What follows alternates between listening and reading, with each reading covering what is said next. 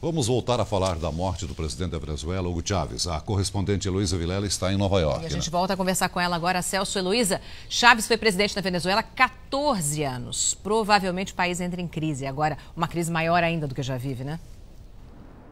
Olha, Ana, segundo a Constituição, o país precisa agora convocar eleições em 30 dias. O candidato de Chávez é o vice Nicolás Maduro, o mais cotado para vencer as eleições. Ele foi motorista de ônibus, chegou a ministro das Relações Exteriores antes de se tornar vice-presidente.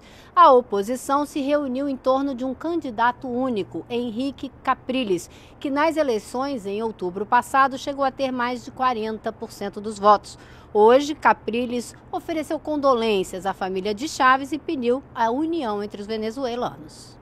Heloísa, você tem notícia de repercussão da morte de Chávez na ONU? Celso, o secretário-geral da ONU, Ban Ki-moon, ofereceu condolências também à família de Chávez e ao povo venezuelano. E o embaixador russo na ONU disse que a morte de Chávez é uma tragédia e que ele teve papel fundamental no desenvolvimento dos dois países, Rússia e Venezuela. De Nova York, Heloísa Vilela, para o Jornal da Record. Obrigada, Heloísa. Hugo Chávez travou uma batalha contra o câncer nos últimos 2 anos. Foi a Cuba para se tratar e chegou a anunciar algumas vezes que havia derrotado a doença. Hugo Chávez descobriu o câncer na região pélvica em 2011. Foi a Cuba para uma cirurgia e fez, ainda em Havana, um discurso em que anunciou que começaria o tratamento de quimioterapia. 2 meses depois, em agosto, Hugo Chávez declarou que tinha vencido o câncer. Mas a luta contra a doença voltaria 1 ano depois. Um novo tumor foi encontrado no mesmo local. Uma nova cirurgia foi feita em Cuba, nos meses de maio e julho.